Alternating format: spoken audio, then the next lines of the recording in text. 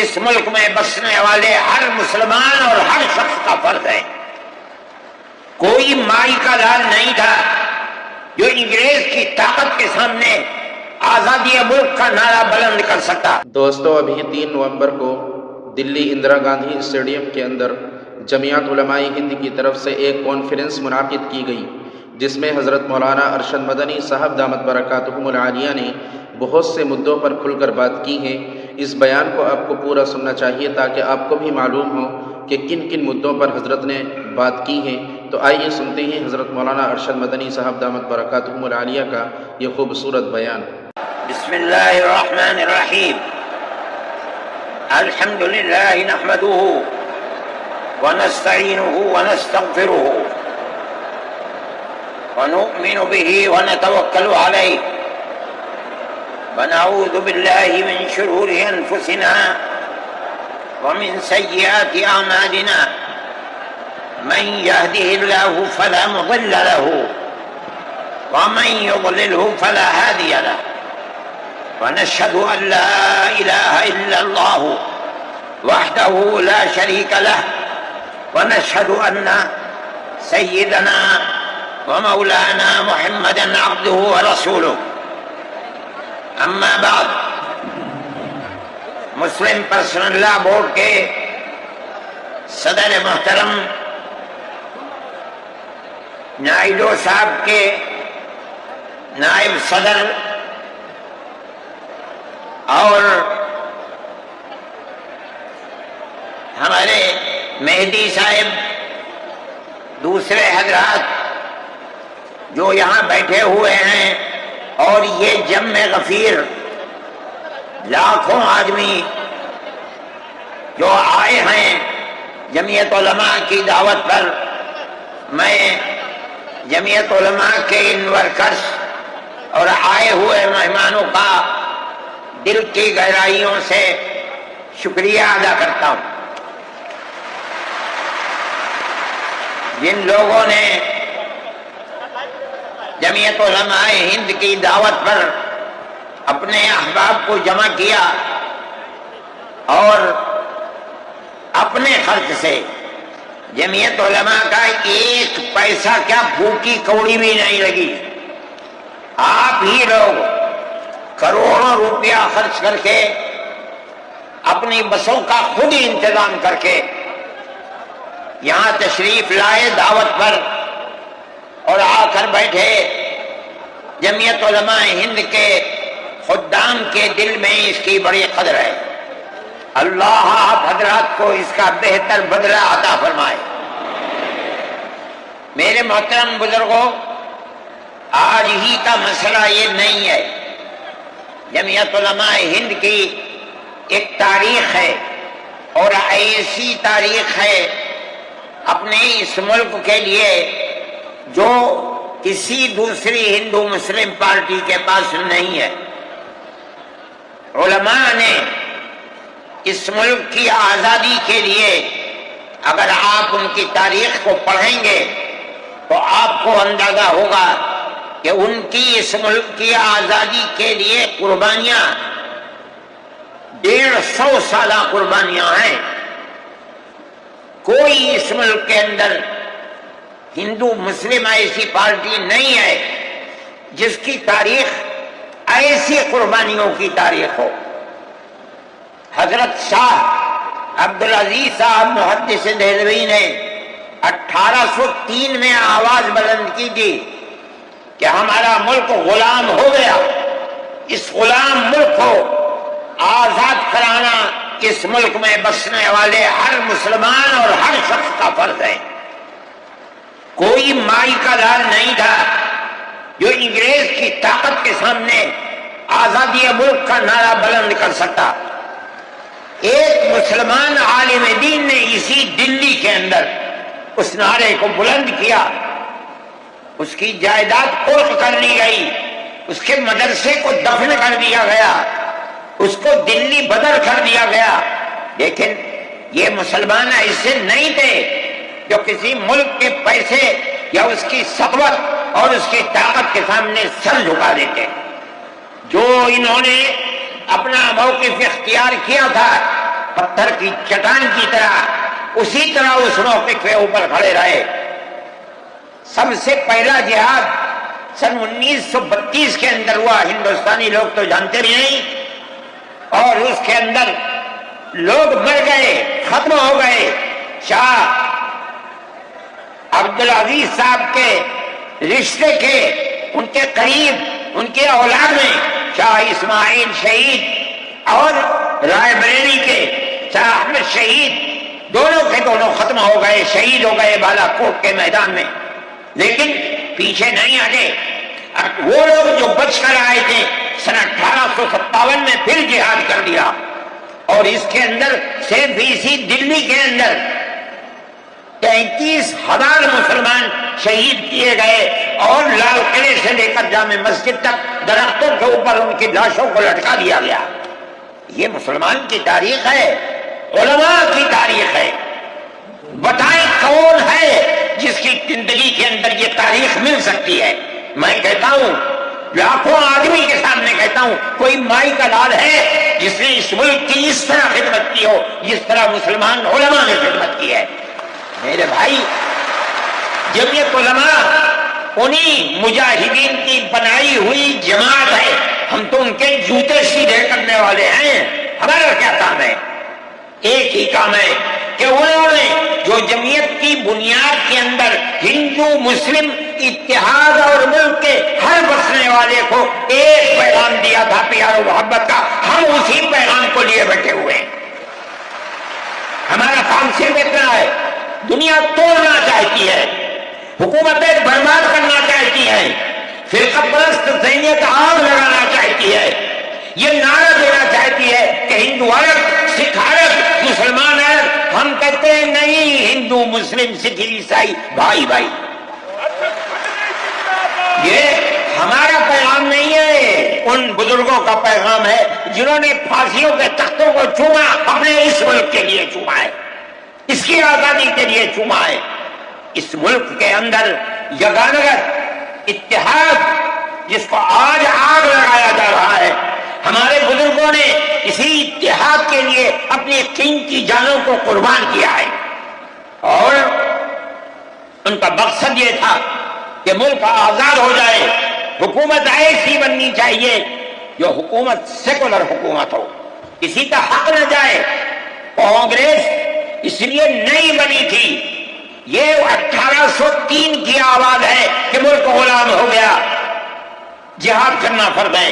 کانگریس کا تو وجود بھی نہیں تھا، کانگریس تو 28 دسمبر 1985 کو بنی ہے، اور اس کا پہلا اجلاس بمبئی کے اندر ہوا ہے۔ آپ لوگ سمجھیں اس کو، کانگریس ملک کو آزاد کرانے کے لیے نہیں بنی تھی، کانگریس کی تجویز موجود ہے۔ وہ کہتے ہیں کہ ہندو مسلم ملک کے بسنے والوں کی اس جنگ و جدال سے دو جہاد، سن 32 کا، 1857 کا، اس جہاد کے نتیجے میں جو برطانیہ کی حکومت اور ہندوستان کی حکومت میں دوری پیدا ہو گئی ہے، کانگریس کا مقصد تھا کہ اس دوری کو ختم کر دیا جائے، ملک کو اپنے گردن سے زنجیر غلامی کی نکال کر توڑ دیا جائے۔ کانگریس کا مقصد نہیں تھا۔ میں آپ سے کہتا ہوں یہ بات ہے، اور کانگریس کی تجویز میں موجود ہے، کوئی اس کی تردید نہیں کر سکتا۔ کسی نے حضرت گنگوہی رحمت اللہ علیہ سے پوچھا کہ ایک جماعت بنی ہے جو ہندوؤں نے بنائی ہے انگریز کے ساتھ مل کر، کیا مسلمان اس جماعت میں شریک ہو سکتا ہے؟ حضرت نے فتویٰ دیا اور یہ کہا کہ جس طرح اپنے کاروبار میں ہندو مسلمان شریک ہو سکتا ہے، اسی طرح اس پارٹی کے اندر بھی ہندو مسلمان شریک ہو سکتا ہے، بشرطے کہ دین کو کوئی نقصان نہ پہنچے۔ اس فتوے کا نام ہے نصرت الابرار، جو پرانی مکتبیں ہیں، لائبریریاں ہیں، یہ آج بھی وہاں موجود ہے۔ یہ صرف فتویٰ نہیں ہے، یہ اس لیے ہے کہ یہ اشارہ ہے کہ مسلمانوں کو کانگریس کے ساتھ شریک ہونا چاہیے، اور کانگریس کے اس نظریے کو بدلنا چاہیے، کانگریس کے اندر مستقل غلامی کی زنجیر کو توڑنے کے لیے اور انگریز کے ساتھ جہاد کرنے کے لیے تیار کرنا چاہیے۔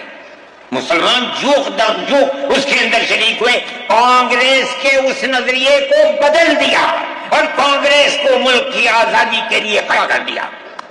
یہ مسلمان کا، علماء کا، جمعیت علماء کا کردار ہے۔ کوئی مانے نہ مانے، تاریخ میں لکھی ہوئی چیزیں ہیں، ہم سے پوچھے ہم وہ تاریخ کی لکھی ہوئی چیزیں لیں گے؟ ہماری تاریخ کو مٹا دیا گیا۔ وہ طبقہ جو آج ملک کے اندر اسلام اور مسلمانوں کو دفن کرنا چاہتا ہے، وہ ہماری تاریخ کو دفن کرنے کے اندر کامیاب ہو گیا۔ مگر ہم کہتے ہیں یہ ہماری تاریخ ہے۔ میرے بھائی، ملک اسی طرح چلتا رہا، جیسے جیسے آزادی قریب آتی رہی، جمعیت علماء ہند وہ تنہا ایک جماعت تھی جو برابر موتی لال نہرو، جواہر لال نہرو، گاندھی جی سے یہ بات کہتی رہی کہ ہمیں ضمانت دو، ہم 143 سال ہیں ہماری زندگی، جہاد کی زندگی، ہمیں یہ ضمانت دو کہ ملک آزاد ہوگا تو اس کا کردار سیکولر کردار ہوگا، دستور سیکولر دستور ہوگا، جس کے اندر ہندو، مسلمان، سکھ، پارسی، عیسائی ہر ایک کو اپنے مذہب کے ساتھ جینے کا حق ہوگا اور حکومت کا کوئی مذہب نہیں ہوگا۔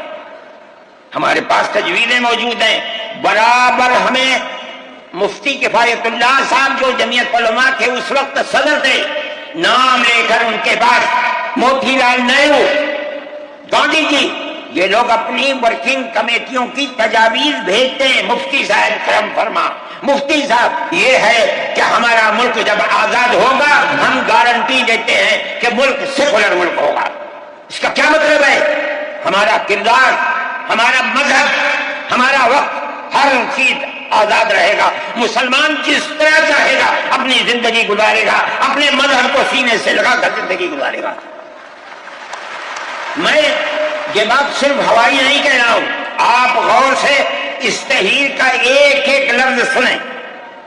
ہری پور ضلع سورت کا اجلاس عام جو 19، 20، 21 فروری 1938 میں، 47 میں ملک آزاد ہوا، یہ اجلاس 1938 میں، اس سے بھی 9 سال پہلے، یعنی آج کے مقابلے میں 80 سال پہلے یہ اجلاس ہوا تھا۔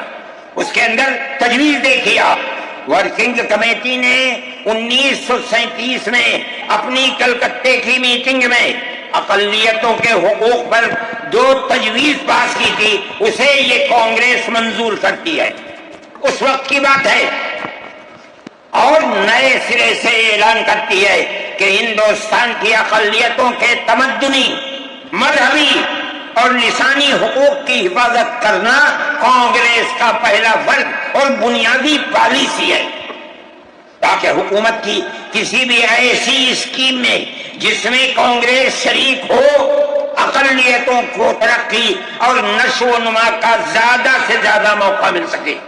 آپ الفاظ پر غور کیجئے، اور وہ قوم کی سیاسی، اقتصادی اور کلچرل زندگی میں پورا حصہ لے سکے۔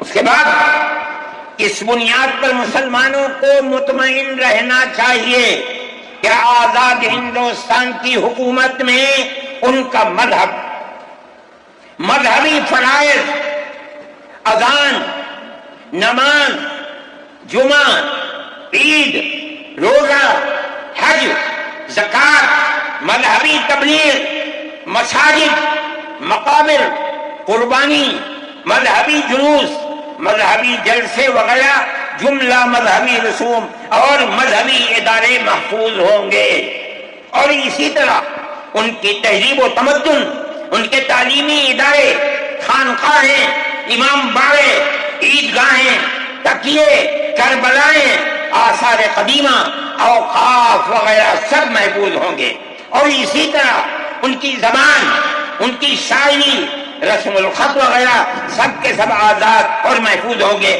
کسی پر کوئی رکاوٹ اور قید نہ ہوگی۔ جو میں آپ سے کہہ رہا ہوں، آپ دیکھیے یو پی کانگریس کا شائع کردہ election board National Herald press Lucknow 1946 کے اندر، شاید 10 فروری میں نے نقل کیا ہے، وہ مٹا ہوا تھا، اس کے اندر یہ بلیٹن شائع ہوا ہے۔ میں کہتا ہوں کہ ہندوستان کی جمعیت علماء کے بار بار کچھوٹے لگانے پر وعدہ کرو کہ ملک سیکولر ملک ہے، وہ وعدہ کرتے چلتے ہیں۔ میں آج آپ سے پوچھتا ہوں کہ اس میں سب سے پہلی چیز ہے کہ مسلمانوں کا مذہب اور مذہبی فرائض محفوظ رہیں گے۔ آج میں پوچھتا ہوں، ملک کی آزادی کو 70-80 سال ہو رہے ہیں، بتائیے کیا محفوظ ہے مسلمانوں کا؟ آپ مذہب محفوظ ہے مسلمانوں کا؟ کیا آپ نے مسلمان مذہب کا مسئلہ قرآن و حدیث سے ثابت ہے؟ آپ جو کچھ کر سکتے تھے آپ نے نکاح اور طلاق کے اندر کر دیا، بڑا کام محفوظ ہے۔ آپ کی حکومت اتراکھنڈ میں ہے، آپ یکساں سول کوڈ، یعنی کوئی تعلق مسلمان کا مذہب سے نہیں ہوگا، گورنمنٹ جو قائم کرے گی اس کے اوپر مسلمان کو چلنا ہوگا۔ کہاں کا سیکولرزم ہے؟ کیا مسلمان اس پر اطمینان کر سکتا ہے؟ آپ کی زندگی اور آپ کی حکومت کا بنیادی ناپاک پتھر یہ ہے کہ مسلمان کو اپنے مذہب سے آپ دور کریں۔ کیا آپ اسے قبول کریں گے؟ یہ آج کی حکومت کا جو مسئلہ ہے، مذہبی فرائض کہاں کے آپ زندہ رہ گئے؟ آج آپ نے مسئلہ بنایا ہے کہ اتراکھنڈ کی ریاست اور شہروں کے اندر مسلمان جو 50 سال سے آباد ہے، آباد بھی نہیں رہ سکے گا۔ یہ آپ کا کردار ہے، یہ تصویر ہے اور ناپاک تصویر ہے، ہم کہتے ہیں۔ اس تصویر کو آپ پیش کر رہے ہیں، یہ تصویر سیکولر دستور کی تصویر نہیں ہے۔ ہمارا آج کا یہ کنونشن سیکولر دستور کی حفاظت کے لیے ہے۔ کہاں ہے یہ؟ کیا کر رہے ہو؟ اس ملک کو، ملک میں رہنے والوں کے لیے جہنم بنا رہے ہو۔ جمعیت علماء اس کو قبول نہیں کرتی۔ ہم تو کہہ رہے ہیں اس بات کو، کسی کی زبان اٹھتی ہو یا نہ اٹھتی ہو، لیکن ہم کہتے ہیں کہ جو ہو رہا ہے وہ ملک کو آگ لگانے کے لیے، دستور کو آگ لگانے کے لیے ہو رہا ہے۔ جمعیت علماء اسے قبول نہیں کرے گی۔ اگر جمعیت علماء نے اس بدترین حکومت جو یہ کہتی تھی کہ ہماری حکومت میں سورج نہیں ڈوبتا، جمعیت علماء نے کبھی اس کے سامنے سر نہیں جھکایا، اس کے بعد ہم کس کے سامنے سر جھکائیں گے؟ ہمارا سر صرف ایک اللہ کے سامنے جھکتا ہے اور کسی کے سامنے نہیں جھکتا۔ میرے بھائی، آپ ایک اس کو لیتے ہیں، میں کہتا ہوں اے تو بیٹا، آپ کیا کہتے ہیں؟ اس کے اندر جہاں ہے وہاں اسی طریقے سے اوقاف وغیرہ سب محفوظ ہوں گے۔ اوقاف محفوظ ہیں، یہ آپ کے سامنے حضرت مولانا بیٹھے ہوئے ہیں، تقریر کی ہے۔ اوقاف کو ہڑپنا چاہتے ہیں۔ ہماری مسجدیں اسی دلی کے اندر 400 500 سال کی مسجدیں ہیں، جس میں جمعیت علماء کا دفتر بنا ہوا ہے، عبد النبی اکبر کے زمانے کی مسجد ہے۔ اور کتنی مسجدیں ہیں جن کے پاس اوقاف، اللہ اکبر، لاکھوں کروڑ کے اوقاف ہیں۔ جونپور میں جا کر کے دیکھو کیسی مسجدیں ہیں، دلی کے قرب و جوار میں دیکھو کتنی بڑی بڑی مسجدیں ہیں۔ ہندوستان کا وہ طبقہ جو ان مساجد کے اوقاف کو ہڑپ کرنا چاہتا ہے، کہتا ہے اگر کسی وقف زمین یا مسجد یا کسی بھی چیز کے کاغذات وقف کے نہیں آئے اس کو وقف نہیں مانا جائے گا۔ کون 500 سال پرانے کاغذات لا کر کے پیش کر دے گا؟ قانون یہ تھا کہ جو مسجد بنی ہے، جو وقف پر بنتی ہے وہ وقف ہے۔ آپ کو کیا درد ہے کہ آپ اس اوقاف کو وقف کو ختم کرتے ہیں؟ اس کا مطلب ہے مسلمانوں کی زمین کو ہڑپ کرنا چاہتے ہو، حرام کھانا چاہتے ہو، اس لیے ان اوقاف کو ہڑپ کرنا چاہتے ہو۔ ہم اس کو قبول نہیں کرتے۔ اوقاف ہمارے آباء و اجداد کے کیے ہوئے ہیں، اوقاف اللہ کی ملکیت میں دیے ہوئے ہیں، مسجدیں بنی ہوئی ہیں، آپ ان کی حفاظت کیجیے، اس لیے کہ ہم اس ملک کے رہنے والے ہیں، ہم باہر سے آئے ہوئے نہیں ہیں۔ اگر ہندو گوجر ہے مسلمان بھی گوجر ہے، اگر ہندو جاٹ ہے مسلمان بھی جاٹ ہے، اگر ہندو راجپوت ہے مسلمان بھی راجپوت ہے۔ جاؤ دیکھو کشمیر کے اندر اگر ہندو برہمن ہے مسلمان بھی برہمن ہے۔ ہم اسی ملک کے رہنے والے ہیں۔ کسی کو اچھا لگا یہ مذہب وہ اس مذہب میں چلا گیا، کسی کو یہ مذہب اچھا لگا وہ اس مذہب میں چلا گیا۔ کیا مذہب کی بنیاد پر اس ملک کے اندر آپ ہمیں جینے کا حق نہیں دیں گے؟ ہم اپنے جینے کا حق کو لیں گے۔ آپ نے جس سیاست کو اختیار کیا، آپ 2 الیکشن پہلے دیکھیے کس قوت کے ساتھ بی جے پی آئی تھی۔ آپ نے جس پالیسی کو اختیار کیا، سیکولرزم کو آگ لگانی چاہیے، اس کا نتیجہ اس الیکشن میں کیا ہوا؟ بی جے پی ہار گئی۔ میں کہتا ہوں کہ اگر چندرا بابو نائیڈو کی بیساکھی نہ ہوتی اور ادھر نتیش کمار کی بیساکھی نہ ہوتی تو بی جے پی گورنمنٹ نہیں بنا سکتی تھی۔ کیوں ہوا؟ وہ جو 14 سال پہلے اتنی قوت کے ساتھ آئی تھی کہ لگتا تھا کسی دوسری جماعت کا چراغ ہی نہیں جل رہا ہے، وہ چراغ آج بجھ کیسے گیا؟ اس پالیسی کی وجہ سے۔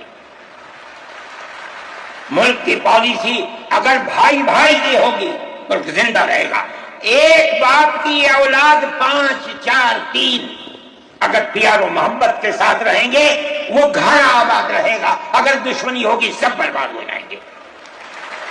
ہماری یہ پالیسی ہے کہ ہندو مسلمان سکھ عیسائی سب ایک دوسرے کے ساتھ بھائی بھائی ہیں۔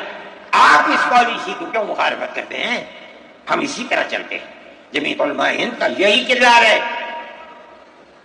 جمعیت علماء ہند آج بھی یہی کرتی ہے۔ میں نے ابھی چند مہینے ہوئے میوات کے اندر لوگ لٹ گئے، پس گئے، ان کو جمع کیا، ہم نے ان سب کو 1 لاکھ یا 2 لاکھ روپے دیے جا کر کے، مسلمان بھی تھے ہندو بھی تھے، ہم نے ان کو دیا، وہ خوش ہو گئے۔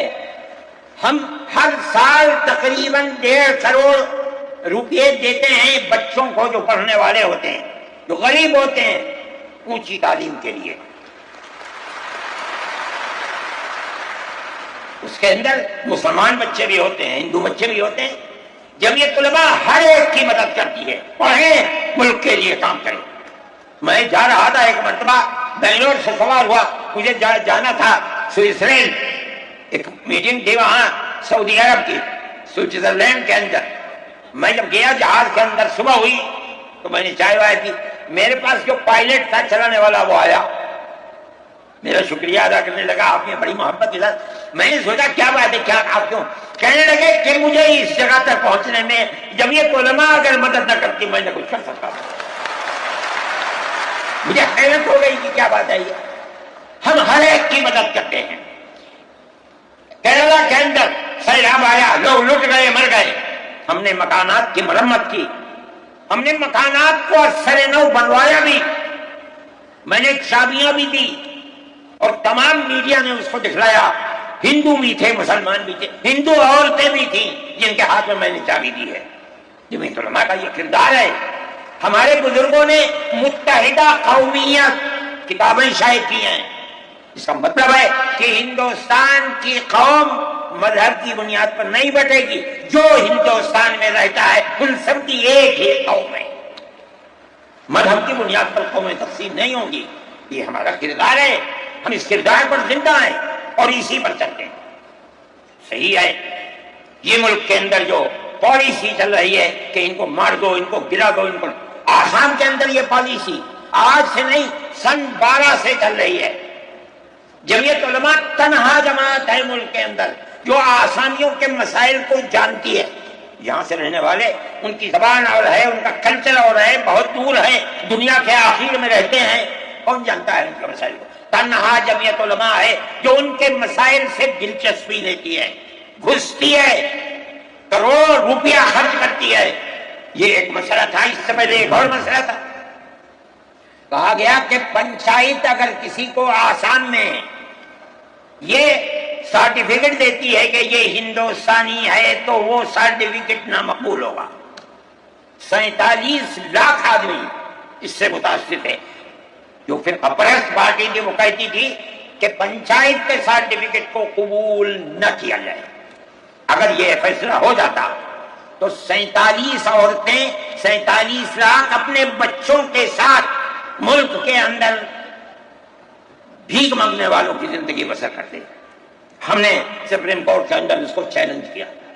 سپریم کورٹ کہا جاتا ہے، لیکن در حقیقت یہ ملک میں بسنے والے ان غریب اور لاچار لوگوں کی پناہ گاہ جن کے سامنے ملک میں کوئی راستہ نہیں بچتا تو وہ کورٹ میں پہنچتے ہیں کہ ہماری مدد کرو۔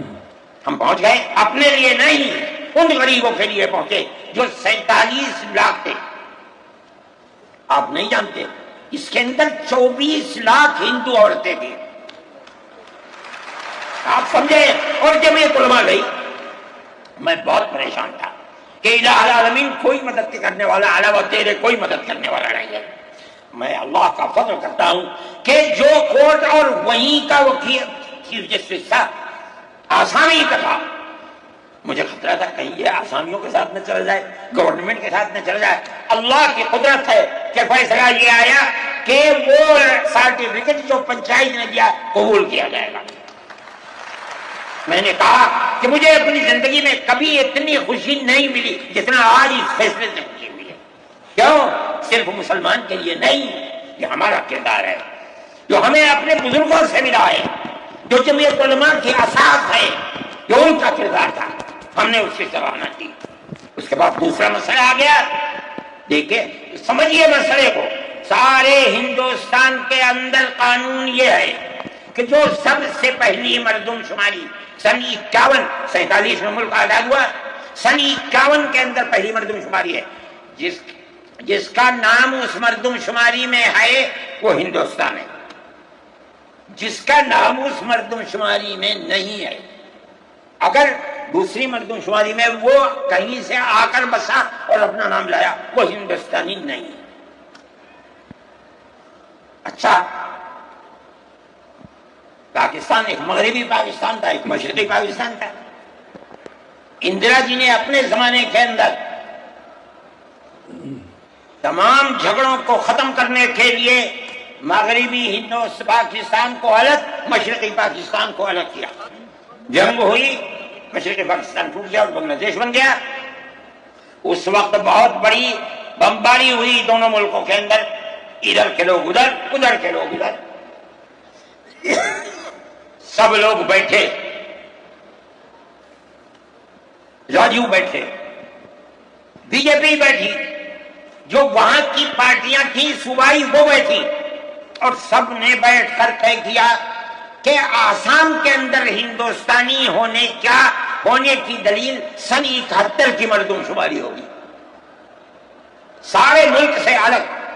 سارے ملک میں مردم شماری میں ہندوستانی ہونے کے لیے 51 کی ہے، مگر سب پارٹیوں کے دستخط ہیں اس کے اوپر۔ آسام کے اندر 51 نہیں 71 ہوگی۔ اب آپ دیکھیے، جو فرقہ پرست، اور میں کہتا ہوں ببانگ دور کہتا ہوں کہ آسام کے چیف منسٹر کا کردار بدبودار کردار ہے، خراب کردار ہے، مسلمان کو دفن کرنے کا کردار ہے۔ وہ یہ کہتا ہے کہ آسام کے سوا آسام کے اندر مردم شماری 71 نہیں، جیسے سارے ہندوستان میں 51 ہے، اسی طرح آسام کے اندر بھی 51 ہوگی۔ آپ سمجھتے ہیں اس کا اثر؟ آج اس کا اثر یہ ہوگا کہ اگر 71 ٹوٹ جائے اور 51 پر آ جائے تو آسام کے اندر 1.5 کروڑ بچے اور بڑے سب ہندوستان سے باہر ہو جائیں، کہاں جائیں گے؟ صرف مسلمان کی مخالفت، کھانا ہضم نہیں ہوتا ہے بغیر مسلمان کی بربادی کے۔ کوئی نہیں تھا، تنہا جمعیت علماء تھی۔ اس کے اندر بڑا کردار ہے مولانا مشتاق انور کا، جو جمعیت علماء آسام کے صدر ہیں۔ وہ میرے ساتھ شانہ بشانہ کھڑے رہے اور 12 سال سے زیادہ مقدمہ لڑا، کروڑوں روپیہ اس کے اوپر خرچ کیا گیا۔ جو خدا کی قدرت ہے، آج آیا تو یہ طے کر دیا گیا کہ 51 نہیں، آسام میں 71 ہی بنیاد بنے گا۔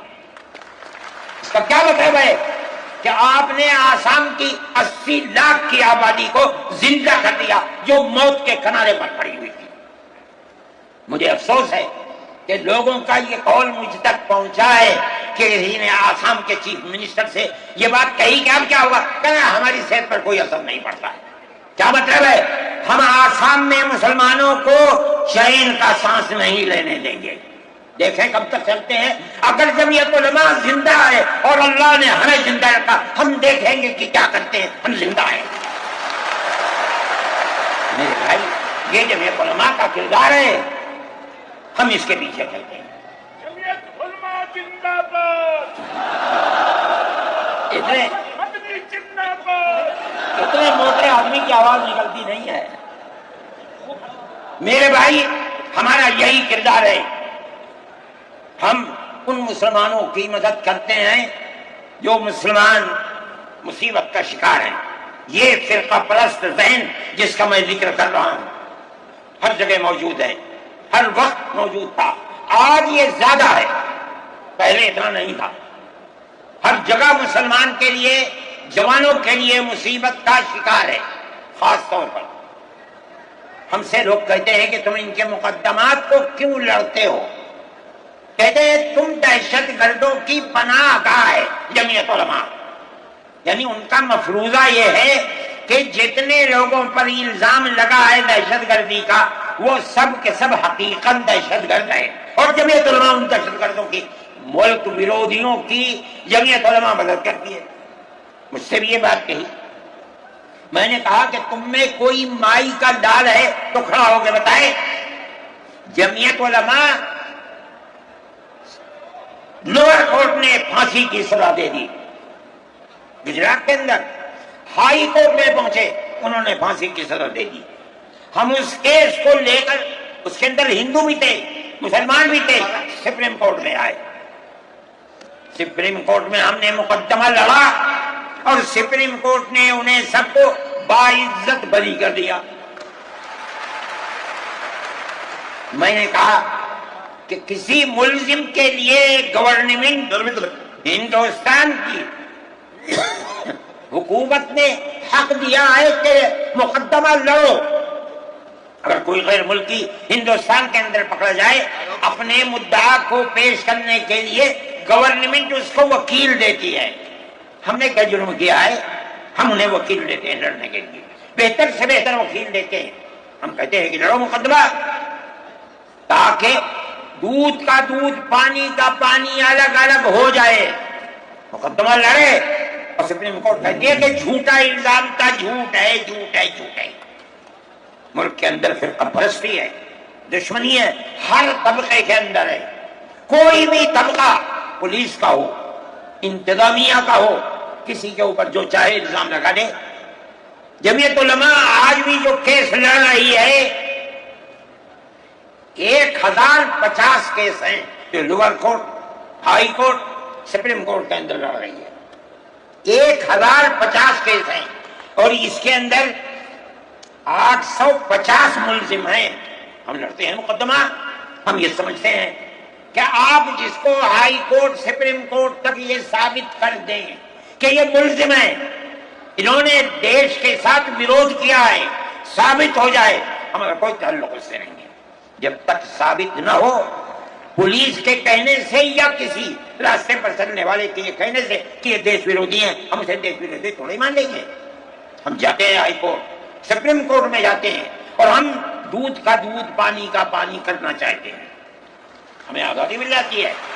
بتائیے جمعیت علماء ہند، جمعیت علماء ہند، نعرہ تکبیر، نعرہ تکبیر، جمعیت علماء ہند، حضرت مولانا سید ارشد مدنی صاحب. جمعیت علماء ہند اسی طرح سے کام کر رہی ہے. ابھی آپ کے یہاں ہلدوانی کے اندر ہوا، مسجد کو توڑ دیا، شہید کر دیا، گولی چلا کر 6 آدمیوں کو قتل کر دیا. اس کے ساتھ ساتھ 101 آدمیوں کو گرفتار کر لیا اور ایسی دفعات ان کے اوپر لگا دی کہ 1.5 سال سے پہلے ان کی ضمانت نہیں ہو سکتی تھی. جمعیت علماء نے ہمارے پاس آئے 70 آدمی. کچھ لوگوں نے اپنے کیس لڑے، ہو کسی کو یقین نہیں تھا کہ اس کے اندر کامیابی ہوگی. اللہ کی مدد سے ہم نے اپنے وکیل کو بلایا بمبئی سے، اور اس کے بعد جو بہتر سے بہتر سپریم کورٹ کا وکیل تھا اس کو بلایا اور ہم نے کہا کہ کیس لڑیے. 5 پیشیاں ہوئی اور وہ وہی جاتا تھا ہائی کورٹ، نینی تال میں شاید ہائی کورٹ ہے، وہاں جاتا تھا، وہ اپنا محنتانہ پورا لیتا تھا. 2 پیشیاں ہوئی آن لائن اور 3 پیشیوں میں وہ گیا وہاں وکیل، اور وہ ایک مہیلا تھی وکیل، مگر بہت بہترین وکیل تھی. انہوں نے اپنے کیس کو رکھا اور ہندوستان میں میں نہیں جانتا ہوں جمعیت علماء اتنے کیسوں کو اتنے سال سے لڑ رہی ہے. بیک وقت 50 آدمیوں کی ضمانت ہو جائے، جن میں 6 عورتیں بھی تھیں. یہ پہلی مرتبہ ہوا. ہم یہ سوچتے ہیں یہ ہماری بہت بڑی کامیابی ہے، اللہ کا انعام ہے، اس کا فضل ہے، ہم لڑ رہے ہیں اسی طریقے کے اوپر۔ مدارس اسلامیہ، میرے بھائی مدارس اسلامیہ اس ملک کے مذہبی اعتبار سے جان ہے۔ جمعیت علماء ہمیشہ سے یہ بات کہتی تھی کہ مدارس ام المدارس دارالعلوم دیوبند ہے۔ حضرت نانوتوی رحمۃ اللہ علیہ نے جو دستور بنایا وہ دستور یہ تھا کہ کسی گورنمنٹ سے کوئی مدد نہیں لی جائے گی۔ المؤمن ينظر بنور اللہ، یہ ان کے دل کے اندر ایک بات آئی۔ میں کہتا ہوں کہ اگر یہ بات نہ ہوتی اور حکومتوں سے پیسے لے لے کر مدارس چلتے، آج ان مدارس کی جان نکل چکی ہوتی۔ آزاد ہے مدارس، کسی گورنمنٹ کا ایک پیسہ ہمارے پاس نہیں ہے۔ مسلمان رکشہ چلانے والا، مزدوری کرنے والا، دولت مند، کاروبار کرنے والا، ہر مدرسہ ایک ہاتھ سے دیتا ہے، دوسرے ہاتھ کو پتہ نہیں چلتا۔ اللہ کا فضل ہے، اسی طرح مدارس دین کی خدمت کر رہے ہیں۔ ہم یہ سمجھتے ہیں کہ دین کی بقا ہندوستان کے اندر، اس کے اندر بنیادی کردار مدارس اسلامیہ کا ہے۔ لوگ کہتے ہیں تبلیغ کا ہے، میں کہتا ہوں ہاں تبلیغ کا بھی ہے، اصل کردار مدارس اسلامیہ کا ہے۔ ارے بھائی مولانا الیاس صاحب رحمۃ اللہ علیہ نے تبلیغ کی بنیاد رکھی، کہاں کے تھے؟ مدرسوں سے پڑھ کر کے نکلے تھے۔ مولانا یوسف صاحب نے کام کیا اپنے باپ کے طریقے پر، کہاں سے نکلے؟ مدرسے سے پڑھ کر کے نکلے تھے۔ مولانا چلے گئے، مولانا انعام صاحب، پھر اس کے بعد مولانا اظہار صاحب۔ آج دیکھ لیجئے جو بچے کام کر رہے ہیں وہ سب مدرسوں سے پڑھ کر کے، ان کی اولاد بھی مدرسوں کے اندر پڑھ رہے۔ اصل کردار دنیا کے اندر، ہندوستان میں نہیں، چاہے جہاں دنیا میں چلے جاؤ، اصل کردار مدارس اسلامیہ کا ہے۔ اگر کسی روئے زمین میں آج کہیں کوئی مسلمان اللہ کہتا ہے، میں سمجھتا ہوں دیکھ لو کہیں نہ کہیں کسی مدرسے سے جڑا ہوا ہوگا۔ نعرہ تکبیر! مدارس اسلامیہ ہندوستان زندہ باد! آئین کا محافظ کون ہے؟ ارشد مدنی، ارشد مدنی، آئین کا محافظ کون ہے؟ ارشد مدنی، ارشد مدنی۔ مدارس اسلامیہ کا یہ کردار ہے۔ اسلام کو پھلتا پھولتا دیکھیں، یہ ان سے برداشت نہیں ہوتا۔ مگر یاد رکھیں کہ اللہ کا یہ چراغ نہیں بجھے گا، اسے بجھانے والے بجھ جائیں گے۔ نعرہ تکبیر!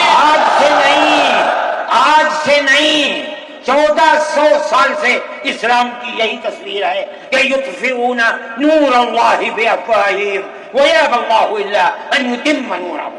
اللہ کے چراغ کو پھونک سے بجھانا چاہتے ہیں، اللہ انکار کرتا ہے نہیں، یہ چراغ مکمل ہو کر جائے گا۔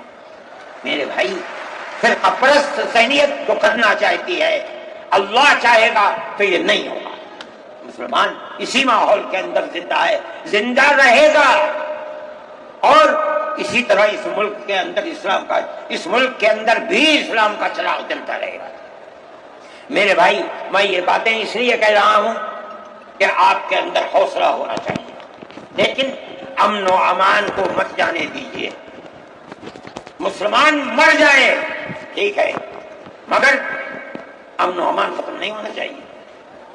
میں نے ٹھیک ہے اسلام کو نہیں مانتا آدمی، اللہ کو نہیں مانتا، اللہ کو برا بھلا کہتا ہے۔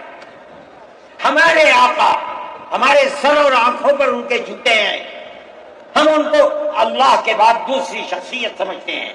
جو نہیں مانتا وہ ان کو برا بھلا کہتا ہے، کہے، لیکن نقض امن کے لیے کہے، ہم یہ سمجھتے ہیں کہ ہندوستان کے قانون کے خلاف ہے۔ یہ فرقہ پرستی ہے کہ اس کو تو نظر بند کر دیا جائے، کسی جگہ چھپا دیا جائے، اور وہ جو احتجاج کریں ان سے جیلوں کو بھر دیا جائے۔ ہم سمجھتے ہیں کہ یہ خود ایسا کرنے والوں کی فرقہ پرستی ہے، ہم اس کو قبول نہیں کرتے۔ اس لیے میرے بھائی آنے والے دنوں کے اندر یہ بات طے ہوگی کہ اس سلسلے کے اندر کیا کیا جائے۔ ہم اس کو نقض امن سمجھتے ہیں۔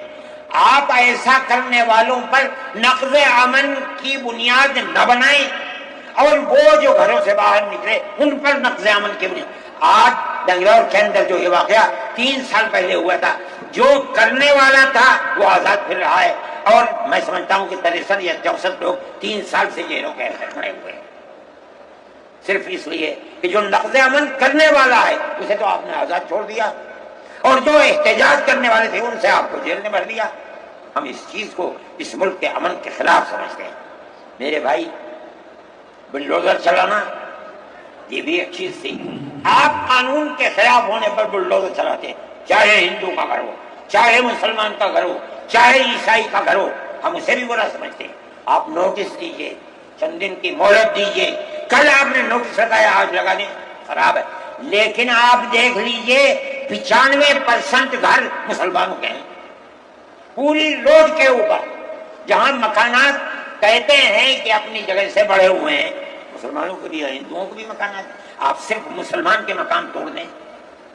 پھر دوسری مصیبت کیا ہے کہ اس مکان کے اندر مان لیجئے بوڑھے ماں باپ رہتے ہیں، جس کو آپ نے پکڑا ہے کوئی غلطی ہوئی ہے، اس کے بیوی اور بچے رہتے ہیں اس مکان میں. غلطی اس ایک آدمی سے ہوئی، آپ پورے مکان کو گرا دیں، ماں باپ کہاں جائیں گے؟ ایسے مکانات کو گرا دیا جس میں وہ کرائے پر رہتے تھے، وہ ان کا مکان بھی نہیں، آپ نے گرا دیا. ہم اس کے خلاف، ہم یہ سمجھتے ہیں کہ گورنمنٹ کا یہ عمل ملک کے دستور اور آئین کے خلاف ہے. اس لیے جمعیت علماء ان تمام چیزوں کے اوپر نکیر کرتی ہے، اور ہم یہ سمجھتے ہیں کہ اگر یہ ملک زندہ رہے گا تو اخوت و ہمدردی اور پیار و محبت کے ساتھ زندہ رہے گا. جمعیت علماء کی یہ پالیسی ہے، ہم سب کو ساتھ لے کر چلتے ہیں، کسی کی مخالفت نہیں. یہ پنڈت جی بیٹھے تھے، شاید چلے گئے، تھک کے آئے، اس دن یہ کو گئے کہ اتنا بڑا ٹیکا لگا ہوا ہے. کہنے لگا میں تو آیا ہوں جلسے میں شریک ہوں گا. میں نے کہا کوئی دیکھے گا تو کیا کہے گا؟ جی کہنے کے لیتا ہے کہ میرے تعلقات سب سے ہیں، میں ہر ایک سے اپنے تعلقات، چاہے کوئی ہندو ہو چاہے مسلمان ہو. میں نے اپنے بچپن میں دیکھا ہے کہ حضرت رحمۃ اللہ علیہ کے بعد ہندو بھی آتے تھے، مسلمان بھی آتے تھے. میں نے یہ بھی دیکھا ہے کہ ایک گاؤں کے اندر جبیرن نے حضرت کار سے جا رہے تھے، میں بیٹھ گیا، وہاں جا کے میں نے دیکھا کہ ایک ہندو جو اس گاؤں کا پڑھا لکھا آدمی تھا، ہو سکتا ہے حضرت کے ساتھ کہیں جیل میں ہو، اس کے یہاں اس زمانے کے اندر جب پانی نکالنے کے لیے انجن کا رواج نہیں تھا، اس نے لگایا اور حضرت کو بلایا تھا کہ حضرت اس کے اندر بسم اللہ کر کے شروع کر دیں. حضرت کا بڑھاپا تھا، وہ اسے چلانے، تو وہ بھی لگا اور بھی لوگ لگے اور حضرت بھی لگے اور اسے چلایا اور پانی نکلنے لگا. یہ تعلقات تھے. ہم آج بھی اسی کے اوپر قائم ہیں. بغیر پیار و محبت کے ملک نہیں چلے گا. آپ کو یہ چلانا پڑے گا. آپ اسلام اور مسلمان کی مخالفت کریں اور اسے برباد کریں، یہ چیز نہیں چلے گی. میں اس سلسلے کے اندر جو گٹھ بندھن کی پالیسی ہے میں اس کو اچھا سمجھتا ہوں. ایک طرف تو یہ کردار ہے گورنمنٹ کا جو آپ کے سامنے پیش کیا جا رہا ہے. دوسری چیز الیکشن کے زمانے کے اندر جو انڈیا گٹھ بندھن نے اپنا مینیفیسٹو شائع کیا، میرے پاس یہ چیز پہنچی کہ راہل گاندھی جی نے یہ کہا ہے کہ ہماری حکومت اگر بنے گی تو ہم ہر اقلیت کو اپنے مذہب کے اوپر چلنے کی آزادی دیں گے. میں نے ان کی اس بات کو قدر کی نظر سے دیکھا اور میں نے یہ اعلان کیا کہ اس اعلان کے بعد مسلمان کو اس گٹھ بندھن کی جس میں رہ کر اس کو آزادی ملتی ہے اپنے مذہب کی، اس کو ووٹ دینا اپنے ملک اپنے دین کی حفاظت کے مرادف ہے. اور مجھے بڑی خوشی ہے کہ سارے ہندوستان کے مسلمانوں نے ایک جٹ ہو کر کے گٹھ بندھن کو ووٹ دیا اور گٹھ بندھن اس طرح سے آگے نکلا اور بی جے پی ہار گئی. میرے بھائی، یہ جمعیت علماء کی پالیسی ہے اور جمعیت علماء اس پالیسی کے اوپر زندہ ہے. مسئلہ فلسطین کا ہے، بڑی عجیب بات ہے. فلسطین آزاد ملک ہے، حقیقت یہ ہے. آپ یہ دیکھیے، جب دولت عثمانیہ کو دنیا کی بڑی طاقتوں نے مل کر ختم کیا اور خلافت اسلامیہ ترک میں ختم ہو گئی، تو امریکہ، روس، برطانیہ، انہوں نے مل کر ایک یہودی حکومت قائم کی، اسرائیل ہے. اس کی ایک حدود اربع تھی، اس کے اندر فلسطین یعنی بیت المقدس نہیں تھا۔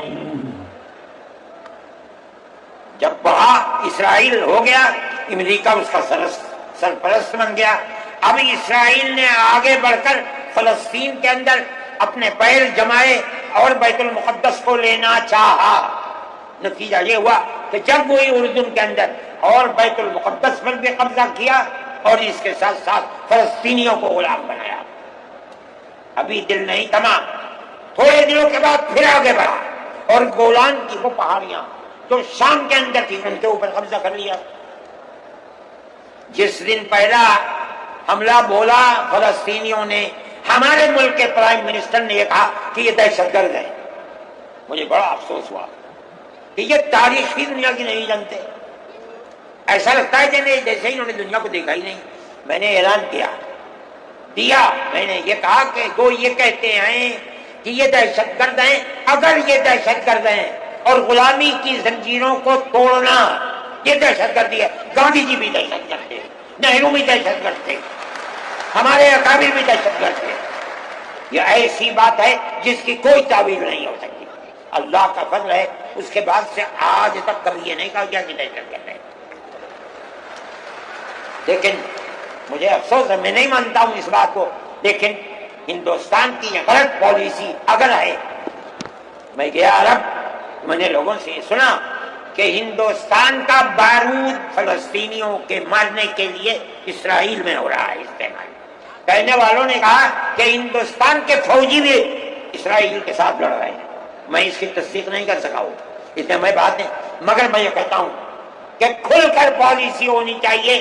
آپ اگر فلسطینیوں کے قتل عام پر بازی امریکہ کی طرح کہیے کہ ہماری فوجیں اسرائیل کے ساتھ، آپ بھی کہیے کہ ہماری فوجیں لڑ رہی ہیں، اور اگر نہیں ہے اپنے دامن کو پاک کیجیے۔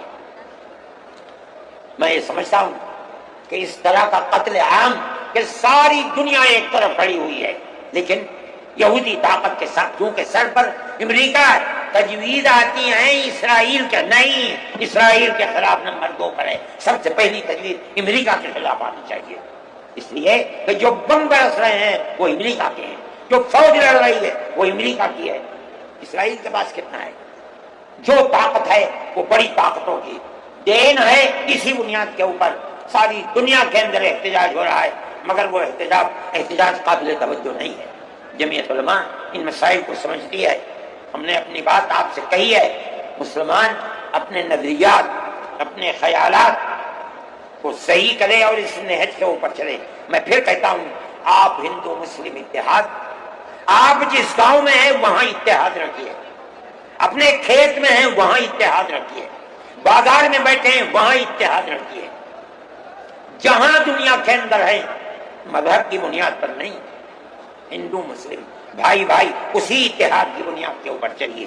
اگر آپ چلیں گے تو آپ اپنے ملک کے وفادار ہیں اور آپ صحیح راستے پر چلنے والے ہیں، اور اگر آپ وہ پالیسی خدا نخواستہ جو فرقہ پرست نظریے کی پالیسی ہے، اگر آپ اسے اپنائیں گے، ملک تباہ ہو جائے گا، برباد ہو جائے گا۔ میں انہی نظریات کے ساتھ آپ حضرات سے اجازت لیتا ہوں اور اپنے ان احباب کا شکریہ ادا کرتا ہوں جنہوں نے توجہ دلا کر گھر گھر جا کر اپنے بھائیوں کو اس اجلاس میں آنے کے لیے آمادہ کیا ہے، جمعیت علماء کا پیغام پہنچایا ہے، اور ان لوگوں نے یہاں آ کر اس اجلاس کی رونق کو بڑھایا۔ میں شہر دلی کے ان لوگوں کو جنہوں نے 25,000 لوگوں کو جو سیدھے رام لیلا گراؤنڈ میں پہنچے تھے ان کے ناشتے کا بندوبست کیا، اور جمعیت علماء کے آواز بنانے والوں کے لیے محبت کا معاملہ کیا، میں ان کو بھی دلی شکریہ ادا کرتا ہوں۔ وآخر دعوانا جمعیت علماء ہند، جمعیت علماء ہند، مولانا ارشد مدنی صاحب، مولانا ارشد مدنی صاحب، اللہ اکبر، جمعیت علماء ہند، جمعیت علماء ہند، ہندوستان، لوگ جاتے ہوئے بہت بڑی تعداد ایک طرف نکلے گی، بہت سوچ سمجھ کر امن و امان کے ساتھ اپنی گاڑیوں کو نکالیں، کوئی بات خلاف دستور نہ ہونی چاہیے۔ ایسا نہ ہو کہ پریشانی کا سبب بنے. امن و امان کے ساتھ آہستہ آہستہ جمعیت علماء ہند ہندوستان مولانا ارشد مدنی ہندوستان جمعیت علماء ہند. ہاں یہ جو جین صاحب ہیں ٹینٹ والے جنہوں نے یہاں کے انتظامات میں بہت جمعیت علماء کا ہاتھ بڑھایا ہے, انہوں نے پانی کی بوتلوں کا انتظام کیا اور جمعیت علماء کے ساتھ تعاون کیا اور بہترین بسکٹ ملائے جو مہمانوں کو کھلایا گیا, اس لیے ہم ان کا بھی شکریہ ادا کرتے ہیں. ہاں بھائی یہ بہت اچھی چیز ہے. آل محمد صاحب جو اس دلی گورنمنٹ کے بڑے اچھے سمجھدار آدمی ہیں, انہوں نے ہر مسئلے میں ہمارا تعاون کیا. جو یہاں بینک پانی کی خرید ہوئی ہے وہ بھی ہیں. ہاں یہ ہے وہ آل محمد صاحب, انہوں نے بڑا تعاون کیا. یہ تو دوستو آپ نے بیان تو سن لیا, اب آپ کی باری ہے کہ کمنٹ باکس میں اپنی رائے کا اظہار ضرور کریں اور حضرت مولانا ارشد مدنی صاحب کے لیے دعا ضرور فرمائیں. اللہ حضرت کی عمر میں خیر و برکت عطا فرمائے.